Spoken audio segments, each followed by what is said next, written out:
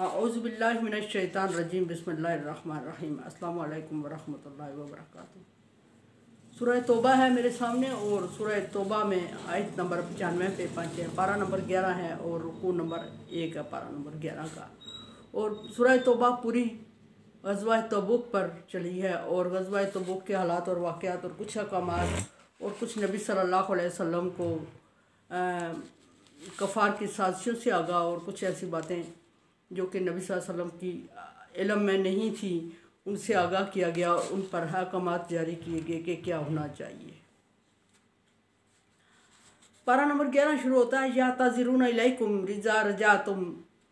जब नबी सल्लल्लाहु अलैहि वसल्लम ग़ज़वा तबूक से जब आप वापस जाएंगे तो जो ग़ज़वा में नहीं शरीक हुए थे और मुख्तलिफ़ लेबानों से पीछे रह गए थे और वो आपके पास चल के आना शुरू हो जाएंगे। पहले मैं अर्ज़ कर चुकी हूँ कि उसमें 3 कैटेगरीज थी।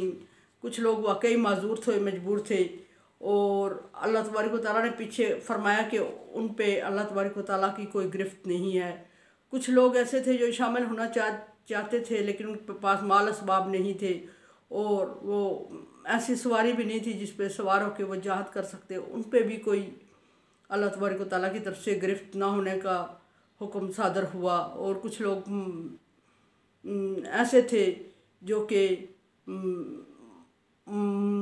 असबाब भी माल भी पा रहे थे और ग़ज़वा में शामिल होना भी चाह रहे थे और तैयारी भी कर चुके थे लेकिन किसी वजह से मजबूरी से या अल्लाह तबारक व तआला के किसी ऐसे हुक्म के पेश नज़र पीछे रह गए थे जैसे उबई इब्ने काब रह गए थे और कोशिश के बावजूद ग़ज़वा में शामिल ना हो सके। और कुछ ऐसे थे जो मालदार थे, माल और जान दोनों का जहाद कर सकते थे लेकिन वो पीछे रह गए थे और उन्होंने साजिश की थी, पीछे रहने की प्लानिंग की थी और उनकी कोई मजबूरी नहीं थी। और उन्होंने नबी सल्लल्लाहु अलैहि वसल्लम से माजरत की कि हमें पीछे रहने वालों के साथ छोड़ के जाए ताकि हम इनकी निगरानी या हिफाजत करते रहें। जो बूढ़े बच्चे और औरतें हैं, माजूर लोग हैं, हम उनकी निगरानी के लिए पीछे रहेंगे। और नबी सल्लल्लाहु अलैहि वसल्लम से तरह तरह की माजरतें करने लगे कि हम तैयार थे लेकिन वो तैयार नहीं थे। और अगर वो जानी जहाद नहीं कर सकते थे तो माली जहाद कर सकते थे, वो जहाद करने वालों की मदद कर सकते थे। अब फरमाया कि जब तुम वापस आओगे तो इस हुक्म में सारे शामिल हैं, जितनी कैटेगरीज मैंने जिक्र की हैं वो इस हुक्म में सारे शामिल हैं। सारे नबी सल्लल्लाहु अलैहि वसल्लम के पास दौड़ते हुए आएंगे। और असल मसला ये था कि ग़ज़वा तबूक नबी सल्लल्लाहु अलैहि वसल्लम जीत आए थे और बहुत माल असबाब हासिल हुआ था, गुर्बत ख़त्म हो रही थी मुसलमानों की और उस वक्त ना जाने वालों को अफसोस हुआ और वो नबी सल्लल्लाहु अलैहि वसल्लम से आके मुतमईन आपको करने लगे और माल गनीमत में हिस्सेदार समझने लगे अपने आप को। या ताज़िरून इलैकुम इज़ा रजातुम इलैहिम। नबी सल्लल्लाहु अलैहि वसल्लम इस ग़ज़वा से जब आप वापस जाएंगे तो वो माजरत करते हुए आपके पास आ जाएंगे सारे लोग और आप उनको जवाब दीजिएगा। ये कबल अज़ वक्त नबी सल्लल्लाहु अलैहि वसल्लम को आगाह किया जा रहा है। हालांकि नबी सल्लल्लाहु अलैहि वसल्लम ये सोच चुके थे कि वो जो माजरत करके पीछे रह चुके हैं अब मेरे पास आएंगे नहीं, मैंने उनको इजाज़त दे दी थी। लेकिन अल्लाह तबारक व तआला ने कबल अज़ वक्त नबी सल्लल्लाहु अलैहि वसल्लम को उनकी प्लानिंग से आगाह कर दिया कि उन्होंने कहा प्लानिंग ये थी कि जीत के आए तो हम नबी के पास पहुँच जाएंगे और अपनी मजबूरी और माजूरी ज़ाहिर करेंगे। आप उनसे कहिएगा ला ताज़िरू, तुम मेरे सामने आके माजरत ना करो। और दूसरी बात ये करना कि इन लन नुमिना लकुम कद नब्बाना लाह। और दूसरी बात ये करना कि मैं अब तुम पर यकीन नहीं करूँगा। पहली बात यह कि आप मुझसे माजरत ना करो। दूसरी बात ये करना कि मैं आप पर यकीन करने वाला नहीं हूँ। यानी ये नहीं कि अभी इस बात पे, बल्कि कभी भी मैं आप पे यकीन नहीं करूँगा और ये यकीन करने वाली बात भी नहीं है। अब जो आपने हासिल कर लिया, जो आपने कोशिश कर ली, जो आपने मेहनत कर ली, जिस तरह आपको जो चीज़ अच्छी लगी अल्लाह तबारक व तआला ने हमेशा के लिए आपके नसीब में लिख दी कि आप कभी ग़ज़वा में शामिल नहीं होंगे। तीसरी बात यह कि नब्बाना अल्लाहु मिन अख़बारिकुम, कि उनको ये भी आगाह कर देना कि तुमने जो पीछे साजिशें की हैं या जो प्लानिंग की है या जो बातें की हैं वो सारी अल्लाह तबारक व तआला ने उस सब से मुझे आगाह कर दिया है। यानी मुझसे तो माजरत करके पीछे रहे, और बाकी पीछे जो आपने मशवरे किए कि जब नबी आएंगे तो अगर जीत के आ गए तो हम माजरत करके माल गनीमत में शामिल हो जाएंगे, और अगर ना आए जीत के तो हम खामोश बैठे रहेंगे। फरमाया कि तुम्हारी खबरों से मुझे आगाह कर दिया अल्लाह तबारक व तआला ने। और पांचवी बात उनसे ये कहना, सय्यरल्लाहु अमलकुम व रसूलहू, ये कि सिर्फ मुझे ही आगाह नहीं किया, जल्द ही अल्लाह तबारक व तआला तुम और उसका रसूल तुम्हें तुम्हारे करतूतों से एक एक करके आगाह कर देगा। ये बात उनसे कहना। सुम्मा तुरद्दूना इला आलिमिल गैब व शहादा, और तुम्हें पता होना चाहिए कि फिर तुम्हें उनकी मौत के बाद का जिक्र हो रहा है, तुम्हें लुटाया जाएगा गैब जानने वाले और हाज़िर जानने वाले के पास, यानी अल्लाह तबारक व तआला के रूबरू तुझे खड़ा होना पड़ेगा उस वक्त। और उस वक्त तुम सारी बातें तुम खुद ही देख लोगे, रिकॉर्ड तुम्हारे सामने कर दिया जाएगा कि तुमने जो कहा वो सच था, जो कह रहे हो वो सच था, या जो हुआ वो सच था, सब रिकॉर्ड तेरे सामने आ जाएगा। फरमाया वयुनब्बिउकुम बिमा कुंतुम तामलून, और फिर अल्लाह तबारक व तआला तुम्हें तमाम ख़बरों से आगाह कर लेगा, सिर्फ इसी से नहीं जो गज़वा में तुमने मेरे साथ ख़यानत की उसी बात से नहीं आगाह करेगा, बल्कि पीछे जब से मैं नबूवत नबी सल्लल्लाहु अलैहि वसल्लम ने नबूवत का ऐलान किया और मदीना में तशरीफ़ लाए, नबी सल्लल्लाहु अलैहि वसल्लम फरमा रहे कि वहाँ से लेके उस वक्त से लेके सारी ख़बरों से अल्लाह तबारक व तआला तुम्हें आगाह करेगा और सारी ख़बरें तुम्हें दिखाएगा। जो अमाल तुम करते रहे हो, मेरे सामने करते रहे हो, मुझे तकलीफ़ देने के लिए मुझसे छुप के करते रहे हो, और अल्लाह तबारक व तआला के अहकामात की खिलाफ वर्जी करते रहे हो, जो मुझे नुकसान देते रहे हो, जो मेरे ख़िलाफ़ प्लानिंग बनाते रहे हो, उस सब से तुम्हें अल्लाह तबारक व तआला आगाह कर लेगा, सिर्फ गज़वा की मामलात से ही नहीं। सयहलिफून बिल्लाहि लकुम, ए नबी सल्लल्लाहु अलैहि वसल्लम, जब आप उनसे ऐसी बातें करेंगे तो वो अल्लाह की कसमें खा के आपको मुतमईन करने लगेंगे, और अल्लाह की कसमें खा के जब मुतमईन करेंगे तो उसमें बहुत सारे लोग आ रहे थे, सारे मुनाफिक और दौलतमंद ही नहीं आ रहे थे, सारे साजिशी ही नहीं आ रहे थे, कुछ मजबूर और बेहाल और बेबस लोग भी आ रहे थे। जिस तरह के एक बंदे को एक साहबी को नबी सल्लल्लाहु अलैहि वसल्लम ने फरमाया था कि तू जा, अगर मैं आखिर टाइम तक मेरे पास सवारी का अरेंज हो गया मैं तुम्हें बुला लूँगा। उसके पास सवारी नहीं थी, लेकिन आखिर टाइम तक नबी सल्लल्लाहु अलैहि वसल्लम के पास कोई ऐसा बंदा नहीं आया जिसने ये कहा हो कि मैं नहीं जा रहा हूँ लेकिन मेरी तरफ से ये सवारी हाज़िर है अगर कोई जाना चाहता है। ऐसा नहीं हुआ। फिर नबी सल्लल्लाहु अलैहि वसल्लम ने उसको नहीं बुलाया, उसको बड़ा दुख हुआ था।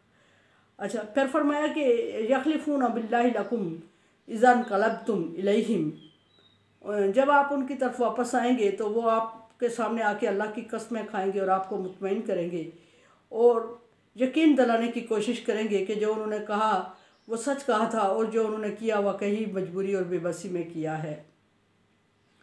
लितोरिज़ु अनहुम, और वो इस वजह से ऐसा करेंगे कि ताकि आप उनके कसूर को दरगुजर कर दें। और नंबर एक तो ये था कि दरगुजर करते हुए आप उनको माल असबाब अता कर दें, जो मुजाहिदीन में तकसीम हो रहा था उनमें माल गनीमत में उनका भी हिस्सा रख ले। इसलिए जो खुद गर्ज और लालची लोग थे, जो मालदार थे बैठे हुए थे, जो साजिशी थे बैठे हुए थे, वो तो इस मकसद के लिए आके नबी सल्लल्लाहु अलैहि वसल्लम से कहा जा रहा है कि वो कसमें खाएंगे और ताकि आपको राज़ी करने की कोशिश करेंगे। और फ़ारिज़ु अनहुम, आप उनको नज़रअंदाज कर दें, दरगुजर कर दें और उनकी बातों की परवाह ना करें।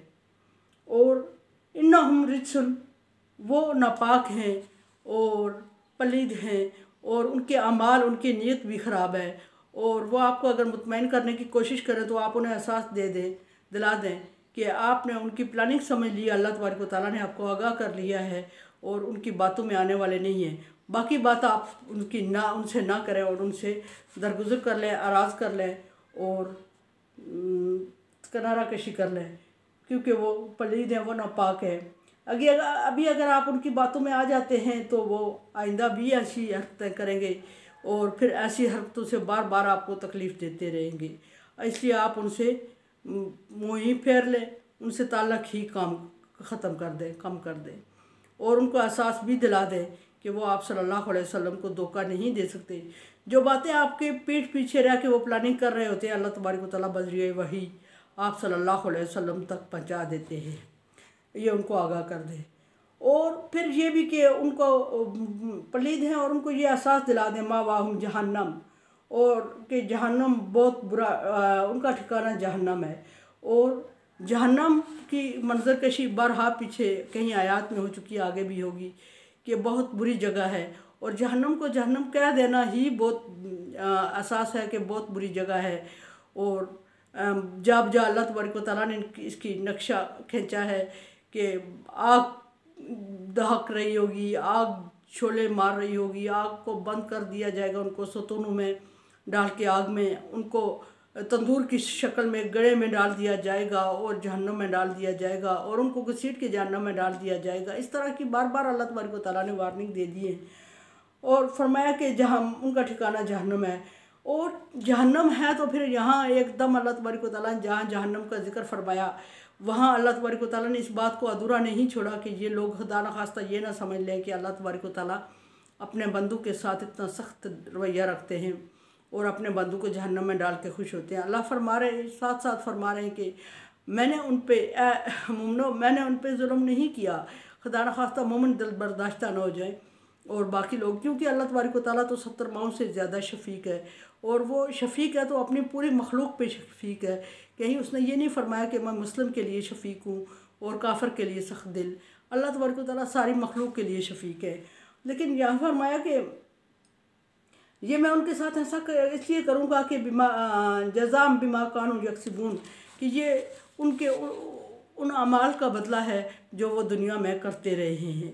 जब जा अल्लाह तबारक व तआला फरमा रहे हैं लैसा बिज़्ज़ल्लाह बिल आबीद, अल्लाह तबारक व तआला अपने प्यारे बंदों के साथ, छोटे छोटे बंदों के साथ जुल्म नहीं करता। अबीद तस्गीर का सीगा है जो प्यार के लिए बोला जाता, अब्द की मुसग़िर है।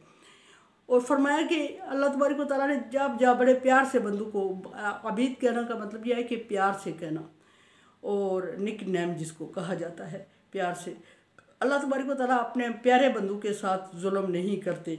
जब जा अल्लाह तबारक व तआला फरमा चुके हैं और 70 माओं से ज़्यादा शफीक अल्लाह तबारक व तआला बंदों को जहन्नम में डाल के क्या ले लेंगे। अल्लाह तबारक व तआला के सामने इनकी क्या वक़्त है, क्या हैसियत है, क्या वैल्यू है, क्या मजाल है कि अल्लाह तबारक व तआला इनको मुकाबले में ला के फिर शिकस्त दे के और फिर ऐसा बुरा अंजाम करेंगे। ऐसा नहीं है, बल्कि ये अपने अमाल के सबब जहन्नम में जाएंगे।